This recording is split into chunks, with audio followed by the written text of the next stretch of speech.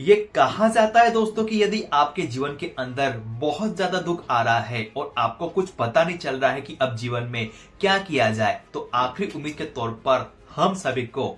मात्र और मात्र भगवान ही नजर आते हैं।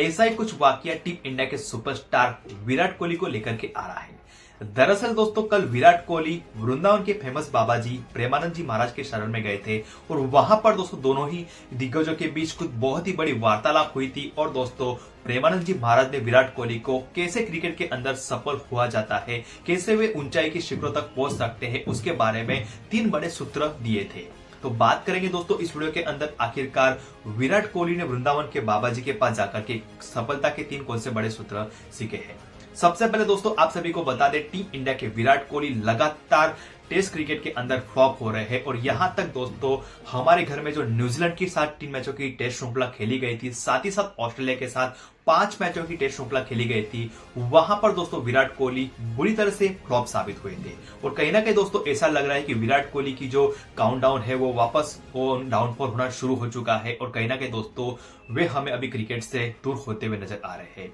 ऐसे में दोस्तों विराट कोहली ने आखिरी उम्मीद के तौर पर वृंदावन के बाबा जी प्रेमानंद जी की शरण ली थी और उसके अंदर उन्होंने क्या क्या बातें की थी उसकी हम बात करेंगे। लेकिन दोस्तों आप सभी को याद दिला दूं, आज से ठीक 2 साल पहले विराट कोहली वृंदावन के बाबा जी प्रेमानंद जी के शरण में गए थे और उस टाइम पर दोस्तों विराट कोहली का जो बल्ला था पूरी तरह से शांत हो चुका था और दोस्तों ऐसा लग रहा था कि विराट कोहली उस टाइम पर ही क्रिकेट से संन्यास ले लेंगे। लेकिन दोस्तों आप सभी को याद होगा, जैसे ही प्रेमानंद जी के महाराज के शरण में विराट कोहली गए थे और उनके सूत्रों को उन्होंने अपने जीवन के अंदर उतारा था, उसके बाद विराट कोहली ने दोस्तों जम करके इंटरनेशनल क्रिकेट के अंदर रनों की बारिश की थी, अंबार खड़ा किया था। ऐसे में दोस्तों देखना होगा कि आखिरकार विराट कोहली ने प्रेमानंद जी महाराज को मिलने के बाद कौन से 3 बड़े सूत्र अपने जीवन के अंदर उतारने वाले हैं। सबसे पहले दोस्तों आप सभी को बता दूं, जब विराट कोहली और उनकी वाइफ अनुष्का शर्मा महाराज जी के शरणों में गई थी तो सबसे पहले उन्होंने पूछा था कि लगातार हमें असफलता मिल रही है तो हम कैसे असफलता को सफलता के अंदर कन्वर्ट करें। तो बाबा जी ने काफी अच्छा उत्तर दिया और उनको बताया कि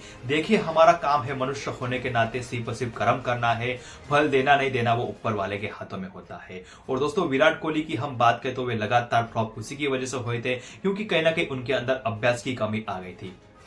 ये कहा जाता है दोस्तों कि एक इंसान जब एक लेवल पर पहुंचता है तो कहीं उसके अंदर ओवर कॉन्फिडेंट आ जाता है और उसे लगता है कि मेरे अंदर तो प्रैक्टिस है, मैं तो अच्छी खासी प्रैक्टिस करता हूं, तो मुझे प्रैक्टिस करने की क्या ज्यादा जरूरत है। तो महाराज जी ने कहा कि आप जिस भी फील्ड के अंदर हो आपको लगातार अभ्यास करना पड़ेगा, क्योंकि अभ्यास करने से, प्रैक्टिस करने से ही आपके अंदर परफेक्शन आता है। और कहीं ना कहीं आपके जो पुराने कर्म होते हैं, अशुभ कर्म होते हैं, वो भी आपकी डेस्टिनी को तय करते हैं। और वैसा ही दोस्तों विराट कोहली के साथ ऑस्ट्रेलिया के अंदर होता हुआ दिखाई दे रहा था। दूसरी बड़ी बात दोस्तों महाराज जी ने विराट कोहली को बताई कि यदि आपके जीवन के अंदर अस्थिरता आ रही है, यदि आपके जीवन के अंदर असफलता आ रही है तो आपको डरना नहीं है, क्योंकि दोस्तों दिन है तो रात है, सुख है तो दुख है, जीवन का यह चक्र है। वैसे ही हमारे लाइफ के अंदर होता है, उतार चढ़ाव आता रहता है। आप सभी को पता होगा दोस्तों, रोहित शर्मा हर मैच के अंदर 100 नहीं मारता है, जसप्रीत बुमराह हर मैच के अंदर 5 विकेट नहीं लेता है। वैसे दोस्तों हमारे जीवन का भी ऐसा ही चक्र होता है। तो कहीं ना कहीं दोस्तों बाबा जी ने यह कहा विराट कोहली को कि आपको अपने जीवन के अंदर